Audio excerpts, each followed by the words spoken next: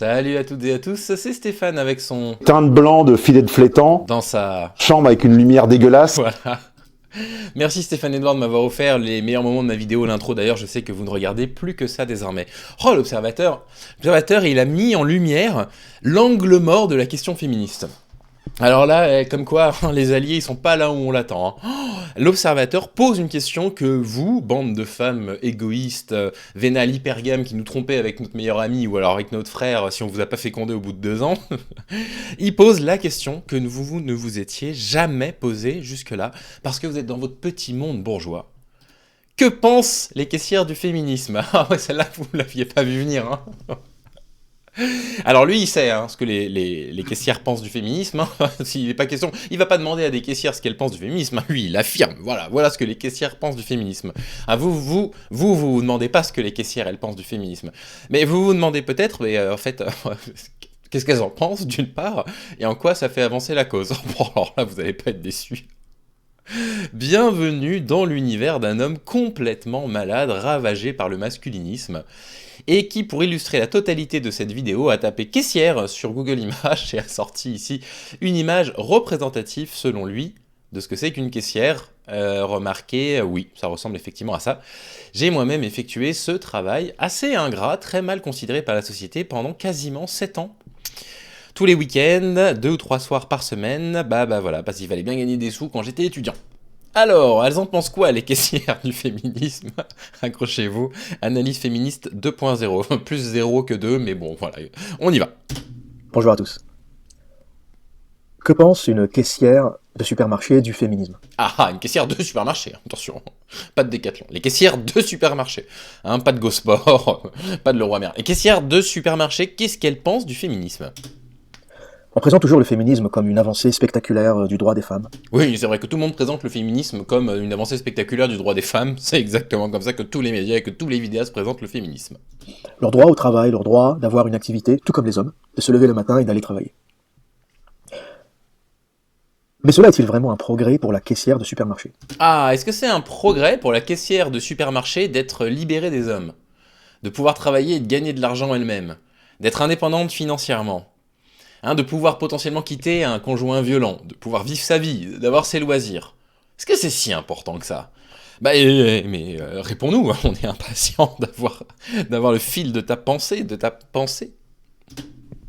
C'est un milieu que je connais très bien car j'ai été, un peu plus jeune, et pendant mes études, roller dans un supermarché Carrefour. Le roller, vous savez, c'est celui qui va vérifier les prix dans les rayons lorsqu'un produit ne passe pas en caisse. Voilà, donc toi t'allais vérifier les prix, moi j'ai vraiment été assis en caisse, 9 heures par jour pour certaines journées, mais bon, on va pas faire un concours du plus misérabiliste. On avait des rollers pour aller vite et des talkie-walkie, donc une caissière pouvait nous appeler sur un téléphone portable, et nous demander ou nous donner la description de l'article qui ne passait pas en caisse, et on allait dans le rayon voir le même article pour lui donner le code barre ou le numéro ou la référence pour qu'elle puisse le scanner et faire payer le client. Ouais, non, mais là on est à 1 minute 09, ça aurait pu être résumé en j'ai travaillé dans un supermarché. Enfin, je veux dire, pardon, c'est pas que ta vie ne nous intéresse pas, ta vie nous intéresse beaucoup, l'observateur. On est très curieux, mais bon, voilà, ça aurait pu être résumé un peu plus vite tout ça. Et j'ai découvert un monde de femmes fatiguées, épuisées, usées, des caissières qui avaient la cinquantaine et qui faisaient encore ce travail. Contrairement aux femmes au foyer, elles sont pas du tout épuisées. C'est un métier tranquillou, je sais pas, le biberon, il y en a pour, 2 minutes. Un bain, 5 minutes. Bon, voilà, vous bossez 7 minutes par jour à la maison, la vie, elle est tranquille. Ouais. Évidemment, il y avait des jeunes caissières qui étaient étudiantes et qui faisaient ça, tout comme moi, pour gagner un peu d'argent et payer leurs vacances. Mais est-ce que c'est vraiment une bonne chose que des femmes puissent se payer leurs vacances, l'observateur? Parce que tu poses la question. Est-ce vraiment une si bonne chose que des femmes puissent partir en vacances? Pourquoi elles ont besoin de vacances déjà, les femmes? Pourquoi les femmes, elles auraient besoin de vacances? Qu'est-ce que vous faites dans vos journées de si fatigants qui nécessitent que vous partiez en vacances? Je faisais ça quand j'étais étudiant pendant l'été pour me payer des vacances un peu sympathiques en septembre. Non mais ça par contre pour nous c'est important pour les hommes, nous on a besoin, d'accord. Voilà, bon, visiblement pour lui, c'est, voilà, on comprend pas très bien pourquoi les femmes veulent se payer des vacances, nous c'est pas pareil, nous faut qu'on décompresse, nous, on a la vie dure, là il faut qu'on se rase tous les matins déjà, la vache, si vous saviez,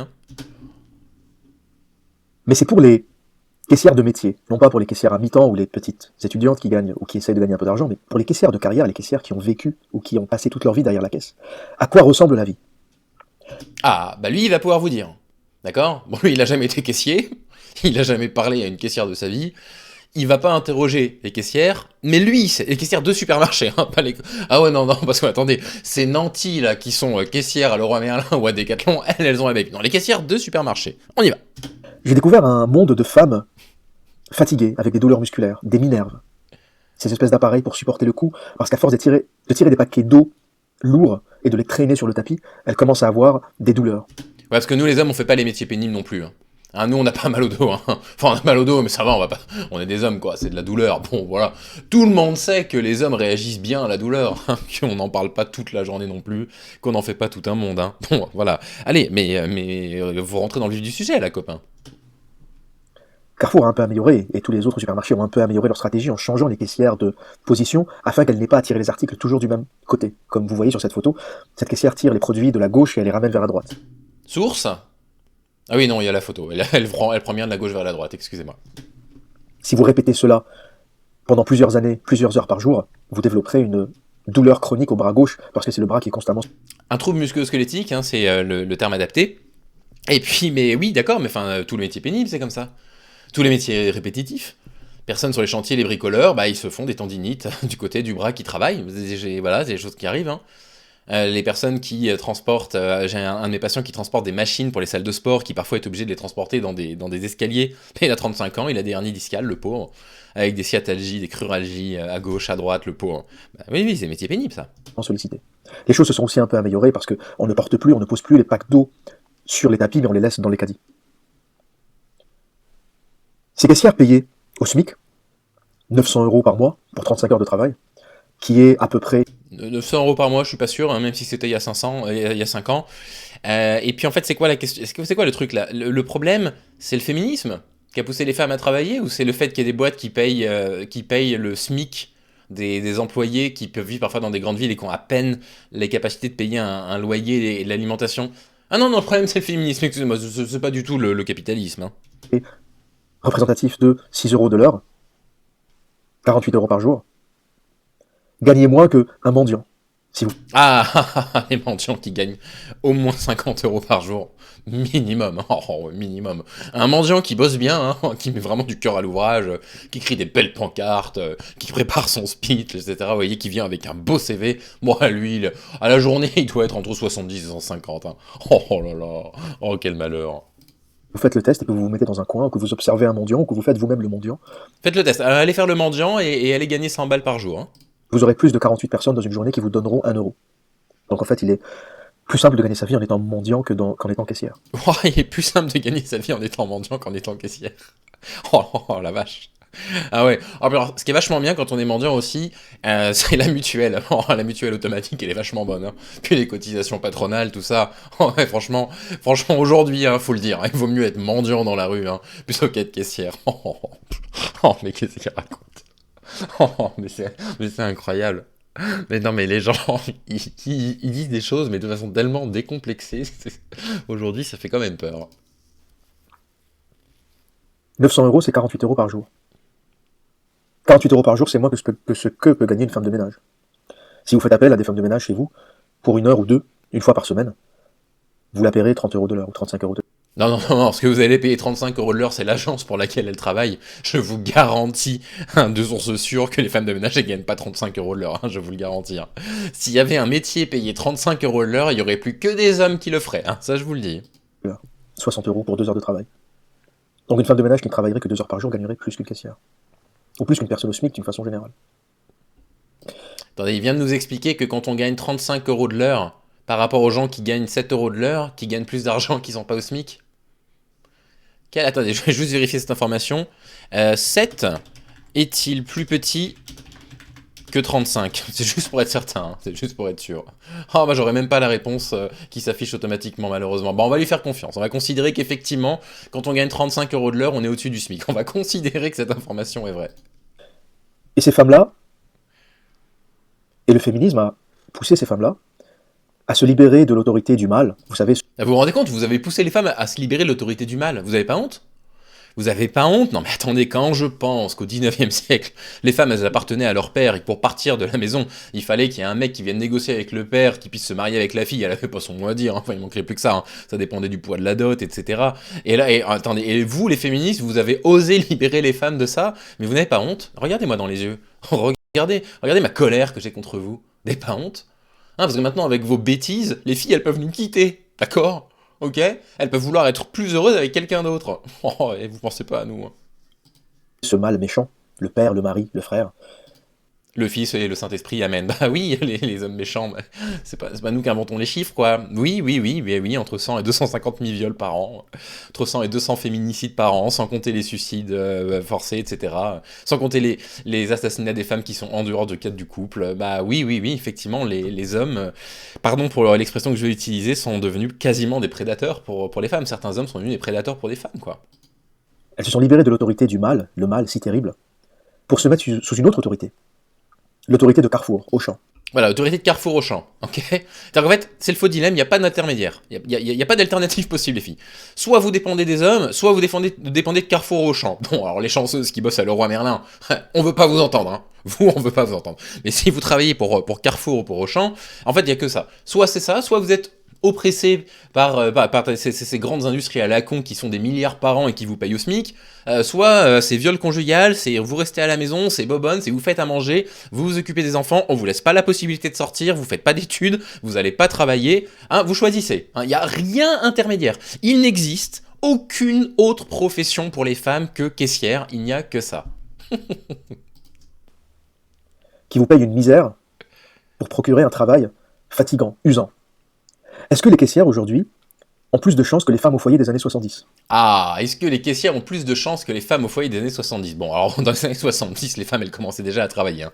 La conjugalisation, elle a quand même a été étudiée par des sociologues comme François de Saint-Gly, par exemple. Bon, heureusement que la deuxième modernité, qui commence dans les années 60, la famille, elle a été modifiée. Mais on va supposer qu'il veut dire dans les années 30, un truc comme ça. Alors, est-ce que vous avez plus de chances, à votre avis, les femmes, de pouvoir faire des métiers, et malheureusement dedans il y a caissier, métier épouvantable, je sais de quoi je parle malheureusement, ou alors, hein, votre condition d'avant, vous étiez femme au foyer toute la journée. Oh, c'était bien ça, hein. C'était vachement bien, hein. Il faut savoir que dans les années 70, ou juste un peu avant, les femmes représentaient 10% de la totalité des salaires gagnés. Aujourd'hui, Oh, dans les années 70, les femmes, c'était 10% des salaires gagnés. Oh, ça, je suis pas sûr de ça. Ça, je suis pas sûr de ça, hein. femmes représentent 70% de la totalité des salaires gagnés. Et aujourd'hui, 70%, je sais, ok, je sais pas de quoi il parle. Mais ces petites caissières, ces petites ouvrières, ont échangé leur place de mère de famille, de mère au foyer, ont échangé leur place où elles faisaient un peu la cuisine, un peu le ménage à la maison, où elles élevaient les enfants, contre une vie où elles passent des produits toute la journée face à un scanner. Voilà ce qui s'est passé. C'est-à-dire que vous êtes passé de femme de la démonstration patriarcale pure, à savoir que les femmes appartiennent au père avant d'appartenir au mari. Et maintenant, à cause du féminisme, il n'y a plus que le supermarché, quoi, pour vous, hein. Mais je comprends pas, il fait exprès. Je veux dire, on va venir voir les commentaires après, mais rassurez-moi, les gens ils se révoltent un peu là dans les commentaires. Avec des bips qui n'en terminent pas, Bip. finissent à 60 ou 61 ou 62 ans à l'âge de la retraite, usés, fatigués, avec la partie droite ou la partie gauche du corps presque paralysée, en fonction de la position. Non, paralysé, faut pas exagérer non plus. Par contre, effectivement, oui, hein, les TMS, ça peut aboutir potentiellement à des interventions chirurgicales. Dans les TMS classiques qui touchent les caissiers, vous avez les tendinopathies, vous avez les calcifications, vous avez les ruptures tendineuses éventuellement quand ça a été pris très tard. Enfin, paralysé, on va peut-être pas exagérer, hein. Dans laquelle elles étaient assises. Des mal de dos, des mal au cou, parce que 40 ans passés derrière une caisse, ça fait des dégâts irréversibles sur le corps. Oui, contrairement aux autres métiers que nous les hommes ont fait, hein. Non, nous on a pas mal, nous, hein. Elles ne réalisent même pas, mais elles ont échangé, elles ont tradé leurs conditions de femme au foyer contre leurs conditions de caissière grâce au féminisme. Pas une condition de femme au foyer, hein, c'est une condition de femme captive en fait, hein, l'observateur. C'est une condition de femme captive de l'autorité du père de famille, hein. C'est pas que femme au foyer en fait, les femmes à cette époque-là, hein. Quand vous gérez les affaires intérieures exclusivement de l'endroit dans lequel vous habitez, vous n'avez pas de relations sociales, vous n'avez pas d'amis, vous ne sortez pas, vous n'avez pas la possibilité de quitter votre mari. C'est pas juste la femme au foyer, hein. Il vit dans un monde complètement imaginaire là, ce type, hein. Ce que Simone de Beauvoir ou Simone Veil ont apporté à ces femmes, c'est une vie entière passée derrière une caisse. Ah merci, hein, Simone de Veil et Simone de Beauvoir. Ah, c'est vrai que Simone Veil, en militant pour l'avortement, elle s'est dit « Alors attends une seconde, Si je milite pour le droit à l'avortement, si je milite pour le droit au contraceptif, on va aller mettre les femmes dans des supermarchés payés au SMIC. Oui, évidemment, et puis Simone de Beauvoir, merci de ne pas salir son nom dans votre bouche, s'il vous plaît. Elles s'appellent toutes d'ailleurs Simone. Ouais, vous appelez toutes Simone, les féministes, hein. Ouais, vous appelez toutes Simone. Les femmes, là, dans mes commentaires, qui commentent avec vos pseudos, là, genre Marie, Jeanne, ou je sais pas quoi, on le sait, vous vous appelez Simone. Je sais pas, le problème, Simone, c'est un trop joli prénom. Ah tiens, j'y pense, je viens de découvrir que Janine, à l'envers, ça faisait ninja. Voilà, je voulais absolument vous donner cette information aujourd'hui, je sais pas quoi en faire. Et Simone, à l'envers, ça fait Monsi. Non, là, ça marche pas du tout, par contre. Ces femmes qui ont milité pour le droit à l'avortement. Ah oui, c'est Simone qui ont milité pour le droit à l'avortement, d'accord, ok. Mais quel rapport? Là, il le dit, en plus, il dit, elles ont milité pour le droit à l'avortement, mais quel rapport avec le fait qu'il y ait des patrons qui sous-payent des femmes, en fait? Que les métiers du care, les métiers pénibles soient pratiqués par les femmes aujourd'hui, mais quel rapport? Qui ont milité pour le droit des femmes au travail. Ces femmes qui n'ont jamais passé un coup de balai de leur vie. Ouais, bien sûr, hein. Simone Veil, Simone de Beauvoir, elles ont jamais passé un coup de balai dans leur vie. Lui, il le sait. Lui, il le sait parce que voilà, il a dû, je sais pas, les accompagner pendant, je sais pas, une année entière de leur vie pour documenter leurs actions et il a vu. Elles n'ont jamais passé le balai, hein. Simone Veil et Simone de Beauvoir. Elles n'ont jamais utilisé un ustensile de cuisine. Jamais. Jamais. Ont milité pour que d'autres femmes deviennent esclaves du capital. Voilà. Donc on sort les femmes de la captivité des hommes. Elles ont plein de possibilités. Malheureusement, le système fait qu'aujourd'hui, si vous n'avez pas grandi dans une région qui propose un bassin d'emploi fourni, si vous n'avez pas eu l'opportunité de faire des études dans votre vie et que du coup vous êtes sous-diplômé, vous devez vous taper des métiers comme ça qui sont des métiers terribles, c'est la faute des féministes. Ces femmes qui ont milité pour que l'avortement devienne légal, Oui. ont permis aux femmes de s'affranchir d'avoir un enfant. Mais c'est bien. S'il y a des femmes qui veulent pas d'enfants, c'est bien. C'est pas obligatoire. Je veux dire, c'est pas comme le pass sanitaire. On va pas vous dire vous sortez pas dans la rue si vous avez pas 2 enfants. Montrez-moi votre passe des 2 enfants, là, s'il vous plaît, madame. Je comprends pas, mais elles t'emmerdent, en fait, les femmes. Elles ont le droit de faire des enfants si elles veulent, elles ont le droit de pas en faire si elles en ont pas envie. Et on nous a expliqué ensuite que le niveau de natalité n'était pas assez élevé. Ouais, le niveau de natalité, il est pas élevé, ouais. Oh, ouais, alors, ouais. Putain, la vache, faites des gosses, hein. En France, je crois qu'on est encore à 2, un peu en moyenne. Dans le monde des enfants, je suis pas sûr qu'on en ait assez, là, mais faites-en plus, hein. Tout plein de contradictions qui en fait n'avaient qu'un seul objet, répondre aux besoins du capital. Quel est le problème majeur du capital? C'est le contrôle des salaires. Ah, d'accord. Donc en fait, depuis que les femmes travaillent, elles sont contrôlées par le capital. Et avant, elles étaient beaucoup plus libres quand elles avaient pas d'argent, hein. Ouais, c'est sûrement ça, ouais. Ouais. Arrêtez, mettez-vous au chômage, en fait, les femmes. C'est la solution par l'observateur. Mais pourquoi on le fait pas, nous, l'observateur, du coup? Pourquoi nous, on s'extrait pas du marché du travail, du coup, si c'est si dramatique? Et si la vie de femme au foyer, elle est aussi belle, comme tu le dis? On fait ça, hein. Les hommes demain ils bossent plus, ils ont plus accès à l'éducation, c'est les femmes qui travaillent, puis nous on se la coule 12-7 minutes par jour, hein, à faire 2-3 machins avec le bébé, et puis voilà, en attendant que le soir est long, parce que la vie elle est si douce. Oh là là, mais l'indécence du mec. Qu'est-ce qui fait monter les salaires? C'est le manque de salariés. Donc voilà, comme il y a des femmes qui arrivent sur le marché du travail, il y a de plus en plus de travailleurs, et donc ça va faire baisser le prix du salaire. Donc c'est à cause des féministes qui ont mis les femmes au travail que les salaires sont bas. C'est pas la faute du capitalisme, hein. C'est la faute des féministes, c'est la faute des Simone, pardon, excusez-moi. dès que la main-d'œuvre manque, mécaniquement, les salaires augmentent. Et cela oui et non, en fait, hein. Il y a aussi des domaines dans lesquels la manœuvre manque et où les salaires sont pas particulièrement élevés, hein. J'en ai des tonnes en tête, hein. c'est un désastre pour le capital parce qu'il tend à maintenir les coûts de fabrication le plus bas possible, les coûts de production le plus bas possible, pour augmenter sa marge. Il ne veut pas baisser le prix de ses produits. Il ne peut pas baisser le prix des matières premières. Bon, allez, ça suffit, vous avez compris le truc, hein. Bon, voilà, l'observateur, il est complètement à l'ouest, qu'est-ce que je vous dise? Il est complètement à côté de la plaque. Résumer, du coup, la condition des femmes, simplement, c'était des femmes au foyer, c'est quand même assez problématique, quoi. Il connaît rien à rien, ce mec-là. Il a un avis extrêmement acerbe contre le féminisme, et ça fait quand même mal au cœur. Allez, faisons-nous 2 ou 3 commentaires, je vais les découvrir en même temps que vous. Alors, François Féodor Klutschko, qui nous dit pour être féministe, c'est comme pour être écolo, il faut être riche. Ah oui, d'accord. Bravo, François. Un belle étude sociologique basée sur, je sais pas, le petit doigt que t'as mis dans ta bouche et que t'as tendu au vent pour avoir une petite impression. Donc voilà, pour être féministe, il faut être riche, hein. Alors, les féministes, si vous êtes des pauvres, vous n'êtes pas féministes. Le féminisme m'inquiétait déjà dans les années 70. Ah ouais, il a toujours été anxieux, ce monsieur. Hein. Oh, le pauvre. Je suis désolé pour vous, François. Hein. Mais, ça se soigne, l'anxiété chronique. Hein. Et faites vite, parce que moi, j'ai souffert d'anxiété chronique. Ça s'est transformé en dépression, d'anxiété générale. J'en ai bavé. Hein. Je peux vous dire que c'était pas la période la plus heureuse de ma vie. Je sentais comme une dérive à venir. J'avais l'impression que les femmes ne savaient plus aimer. Oh oui, les femmes savent pas aimer. Et pourtant, Florent Pagny leur a donné la recette d'en savoir aimer. Mais qu'est-ce que vous voulez que je vous dise? Elle n'écoute rien.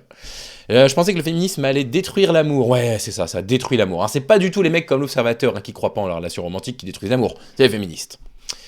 Christa qui nous dit vraiment excellent, tout y est, c'est propre, c'est cynique, c'est édifiant. Édifiant, ouais, rien que ça. J'espère que ta pensée rencontrera beaucoup de succès. 30 000 vues. Bon, c'est déjà plus que moi. Hein. Ouais, quand même. Une femme au foyer, ça bosse beaucoup aussi, nous dit Rêve Ghost.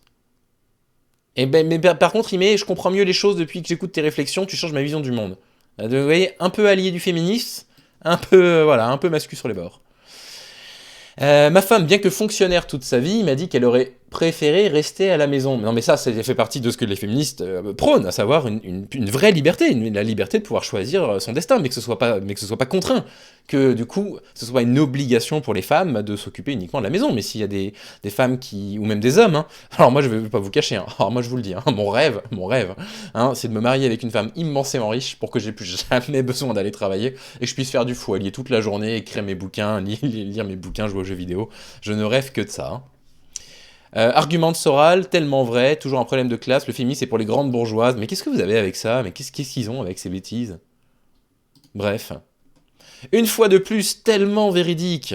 Bah attendez, je vais pas le laisser tout seul ce commentaire, je vais mettre « Oui, c'est vrai ».